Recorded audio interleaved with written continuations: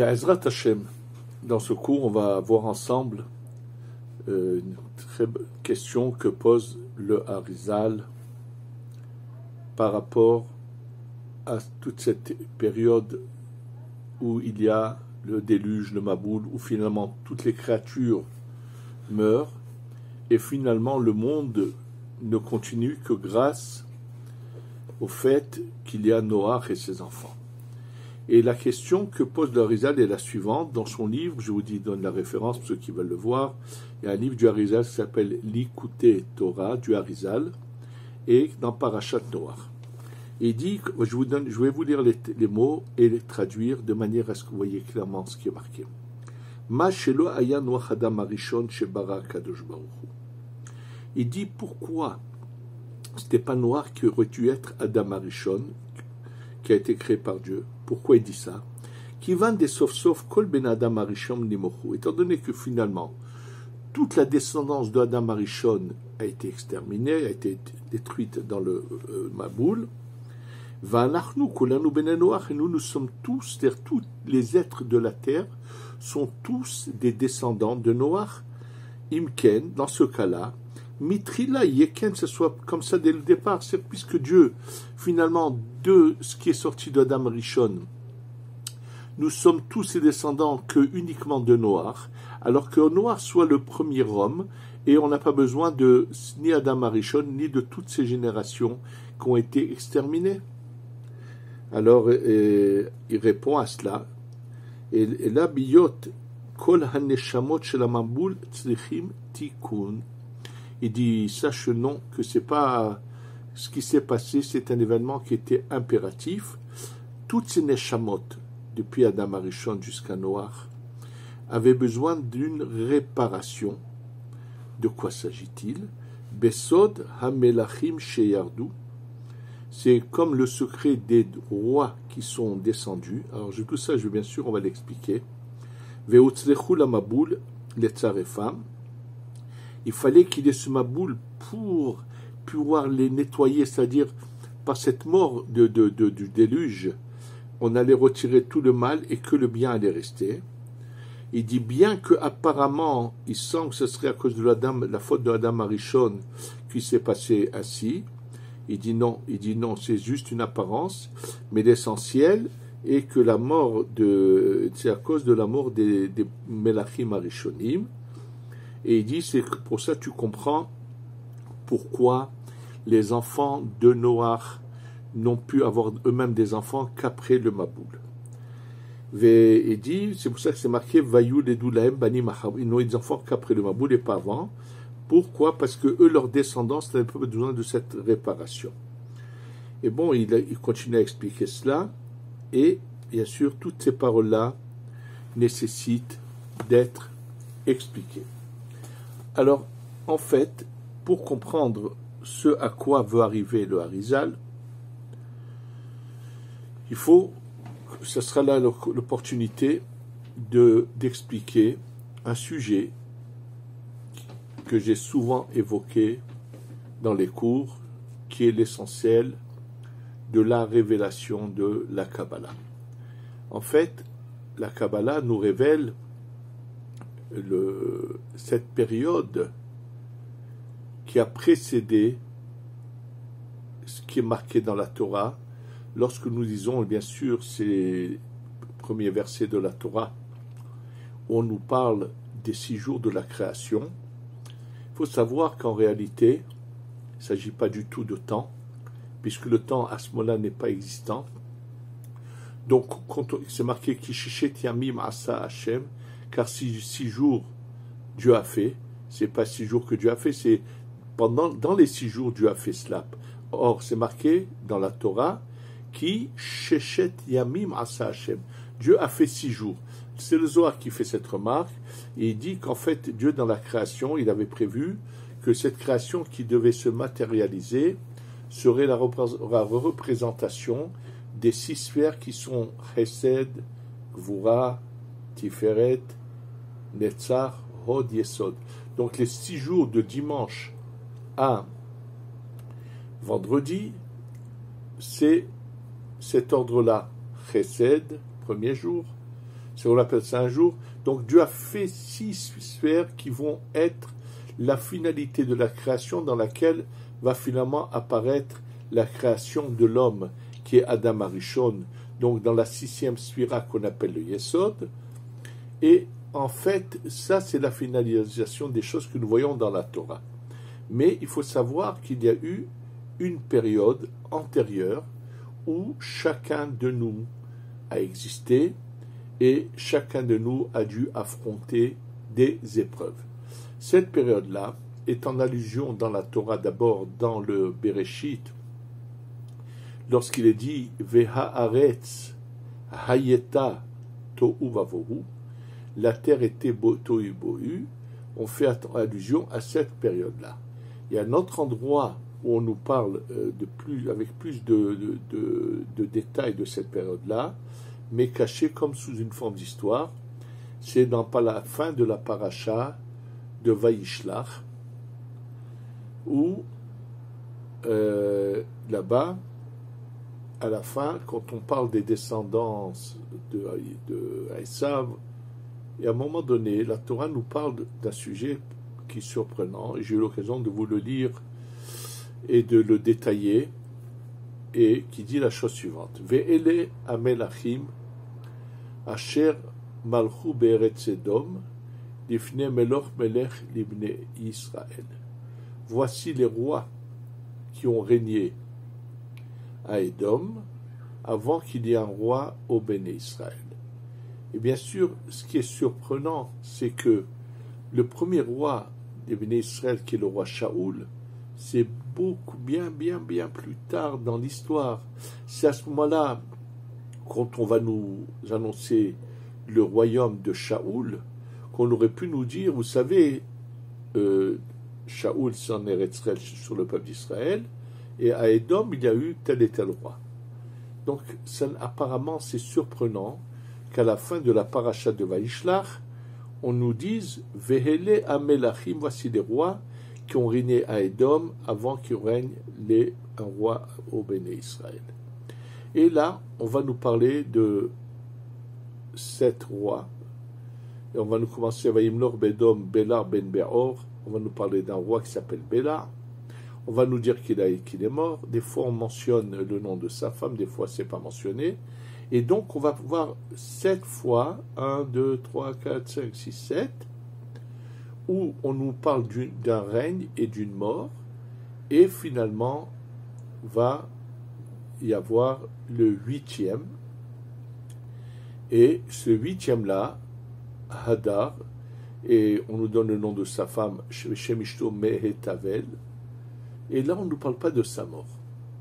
Donc, en fait, dans ces versets-là, et se trouve et révélé de toute cette période qui est antérieure à ce qui est marqué au début de la Torah des 6 jours de la création avec Adam Arishon. C'est cette période-là qui nous est parlé en long et en large, où il y a eu ce qu'il appelle la mort des rois. Ça veut dire qu'il y a eu la brisure de ces mondes-là qui étaient créés et qui finalement se brisaient. Alors, c'est des périodes dont on ne peut pas définir puisqu'elles étaient spirituelles, donc on ne peut pas les définir dans le temps. Et en fait, ce que veut dire la Torah là, c'est que la réparation, c'est des Béné Israël, le règne des Béné Israël. Il ne s'agit pas de Shaoul, mais il s'agit de la venue de Adam Arishon, qui est au Gan Eden, qui est lui la source de toutes les âmes du peuple d'Israël, des âmes du peuple d'Israël qui vont venir pendant ces 6000 ans.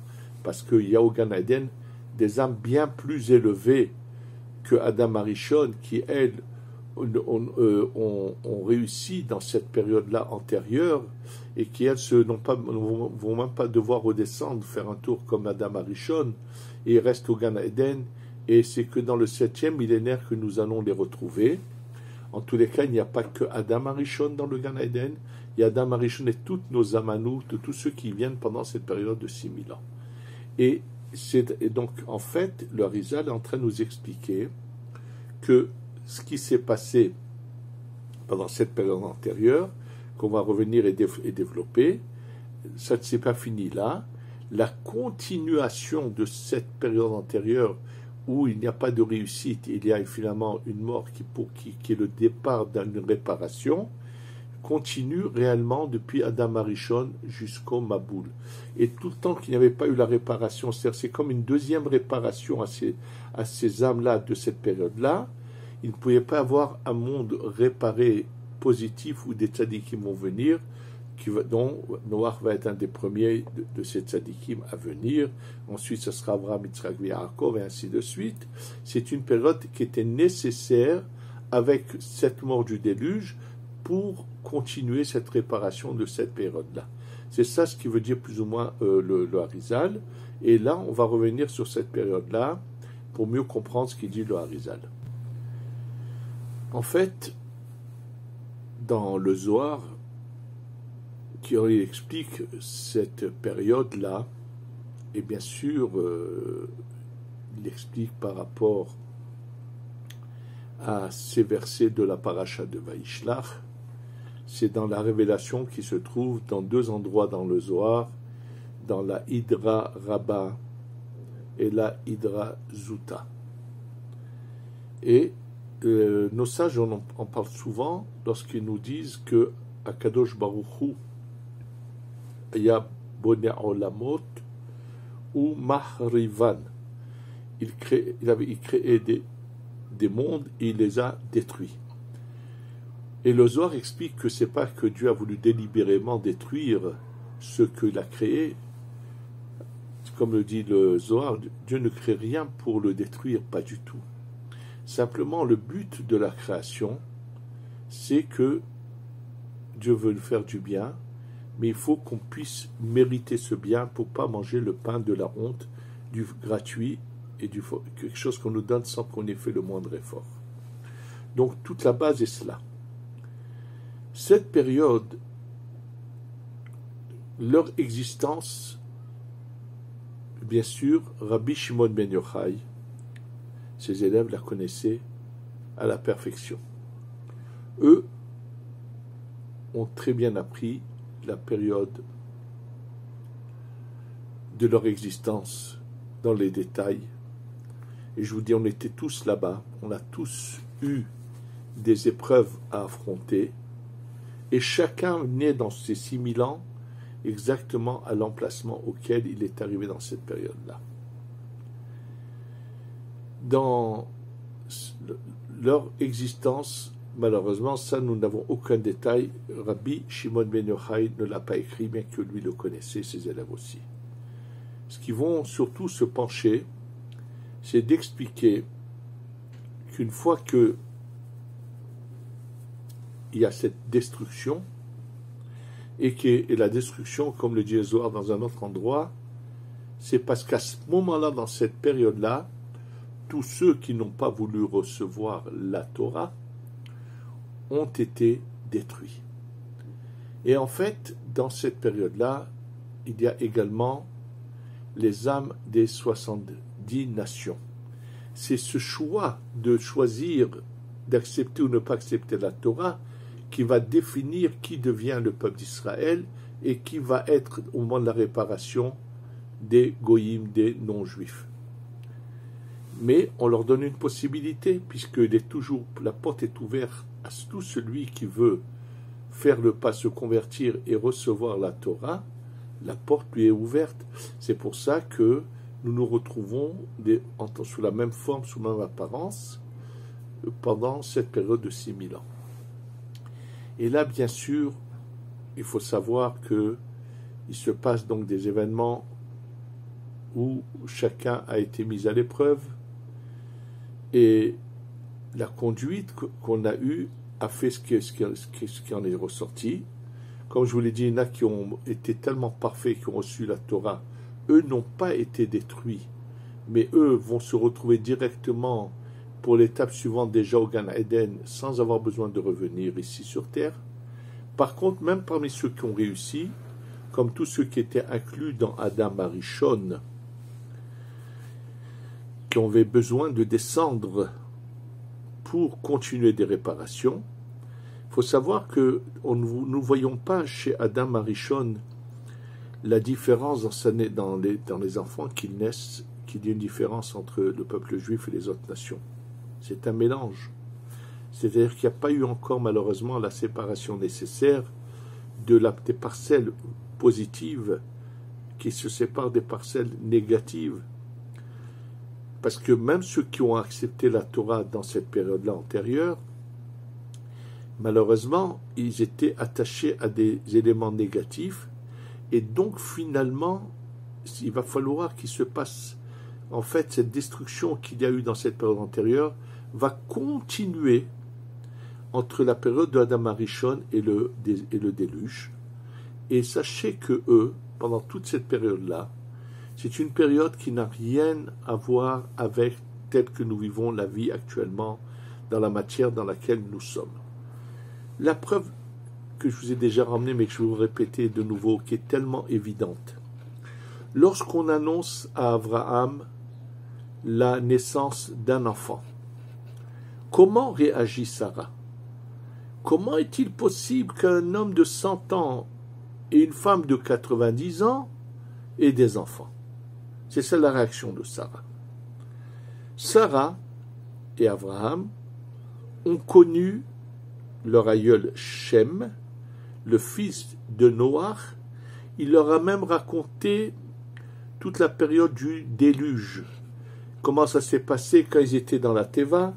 Il leur a également raconté ce qui s'est passé avant.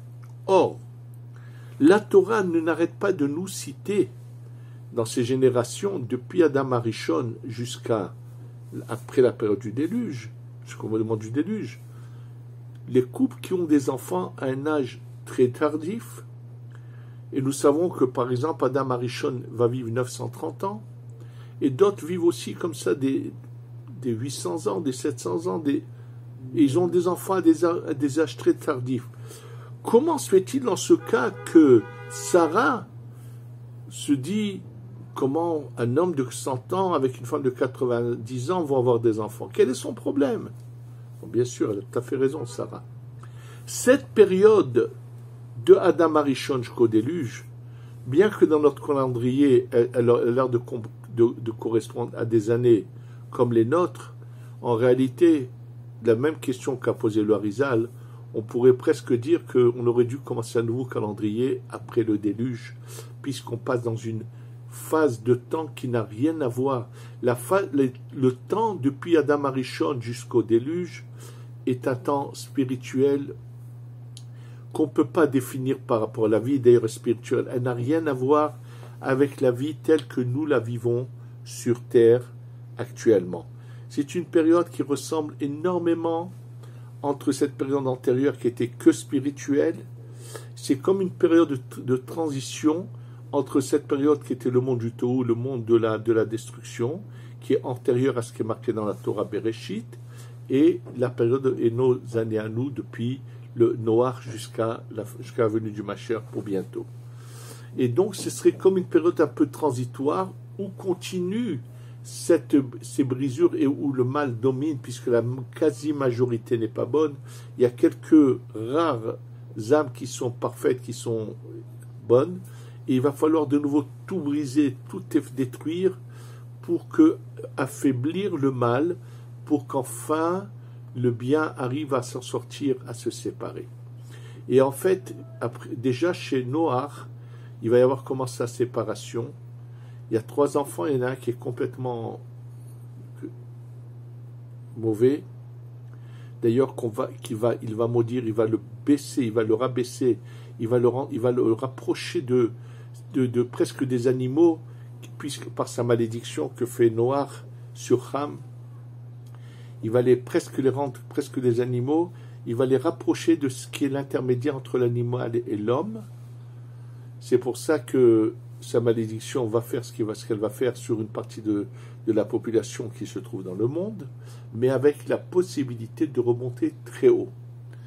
Il va y avoir une partie qui finalement ne va pas être tellement dans le jeu, qui représenterait presque toute l'Asie, et il va y avoir l'essentiel de ce qui va finalement donner naissance à l'essentiel des deux tendances.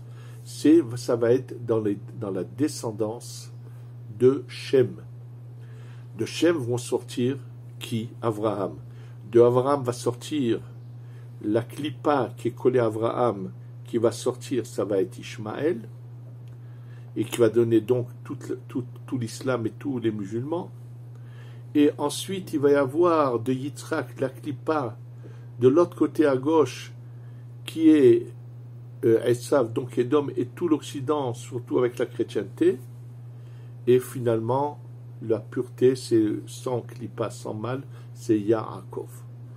Donc, il faudra attendre, même après le déluge, que finalement les choses continuent à s'éclaircir et à se définir pour continuer l'histoire.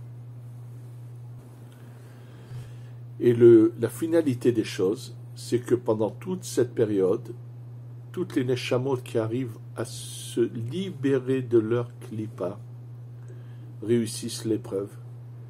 Et il est fort possible que toute cette période que nous vivons depuis Adam, ou depuis Noah, disons, jusqu'à la venue du Mashiach, par rapport à ceux qui n'auront pas réussi, ce sera pour eux comme une sorte de monde de Tohu qui aura précédé leur future étape. Ceux qui auront réussi vont monter carrément au-dessus et ne vont pas avoir besoin de revenir dans un cycle encore de 6000 ans. C'est pour ça qu'il va y avoir bientôt une fin avec la venue du Mashiach, où de nouveau le globe terrestre recouvre complètement d'eau, où tout disparaît. Et c'est une sorte de période où les éléments se séparent. Ceux qui doivent monter vont dans ce qu'on appelle l'Olam Haba. Et parmi eux, il y a même des goïms qui vont à cet endroit-là. Et il y a bien sûr une partie, et il y aura la suite, un renouvellement pour donner une chance à ceux qui n'auront pas réussi. Et vous pouvez le voir dans Rashi, dans Masechet Sanhedrin, Daf Tzadi Zayin, lorsqu'il est dit Ve'en HaKadosh Baruch Hu mechalesh et olam ela har 7,000 shana. Dieu ne renouvelle son monde qu'après 7000 ans, et dit Rashi, livre Olam Hadash pour créer un nouveau monde. Mais ça, c'est pour ceux qui n'auront pas réussi pour avoir. Donc à chaque fois, comme je vous l'ai dit dans d'autres cours, l'univers n'a pas d'âge, puisque le but de Dieu est de faire du bien, et Dieu n'a pas de limite et sans fin, donc il se passe à chaque fois des cycles, mais il est hors de question que celui qui a réussi à y faire, on le détruit pour lui faire encore un tour, c'est faux. Ceux qui ont réussi montent et grimpent sans cesse, et c'est dans ce sens-là qu'il va y avoir, que ces neshamot-là vont passer ce qu'on appelle les étapes de Shemitah et de Yovel, c'est dans les mondes supérieurs et spirituels, et non pas que dans ce globe-là, il y a que les mêmes personnes reviennent, ce qui est complètement faux, ce que ça ressemble un peu au bouddhisme, qui n'a rien à voir avec l'authenticité que nous a révélé le Harizal, contrairement à ceux qui ont mal compris les paroles de la Kabbalah à toutes les époques. Il a fallu que le Harizal nous éclaire, et contrairement, même après le Harizal, il y en a qui ont continué à se tromper, mais voilà l'authenticité des choses. Donc en fait, là, ici, ce que nous révèle le Harizal nous aide à comprendre que tout ce qui s'est passé ne sont que des réparations. Et combien doivent être heureux ceux qui, à un moment de leur vie, il y a le cas j'en connais plusieurs, qui sont nés sans savoir même qu'ils étaient juifs, et qui, un beau jour, des fois, c'est même arrivé tout seul. J'ai le cas de quelqu'un qui m'a raconté comment il avait été presque été abandonné, mis quelque part par ses parents chez des non-juifs, et lorsqu'on a voulu l'envoyer au catéchisme, ça lui est sorti subitement, il s'est sauvé en disant « mais moi je suis juif », et quand les gens qui l'avaient adopté, alors que ses parents étaient là, étaient surpris, en parle au père, il est surpris, il dit « on lui a jamais dit », ça lui est sorti spontanément et naturellement. Sont donc des neshamot que finalement Hachem aide à sortir, et sont nombreux d'enfants qui sont dans des maisons où ils ne savent même pas qu'ils sont juifs et qu'ils l'apprennent plus tard, qui finalement réussissent leur réparation. Ce qu'on en retient de tout cela, c'est que tous ces événements qui nous sont racontés nous concernent. Certainement, on était dans toutes ces périodes-là, aussi bien celle qui est antérieure à Adam Arishon, de Adam Arishon au Maboul, et que tout ce que nous vivons et que toutes les épreuves que nous avons ne sont que des réparations. Dès l'instant où on est conscient qu'on est là pour réparer, on dit à Kadosh Baruch Hu, on sait qu'on est pour réparer. Alors on peut dire à Kadosh Baruch Hu, au lieu de réparer dans la souffrance, laisse-nous réparer dans la douceur, dans la joie, en appliquant la Torah et les mitzvot, mais sans souffrir. Et croyez-moi que si on est conscient, on le comprend, on le dit, Hachem accepte et nous délivre de toutes nos souffrances. Et qu'on voie enfin la Géoula Shlema arriver. Shei tavo bimera beyamenu. Amen ve Amen.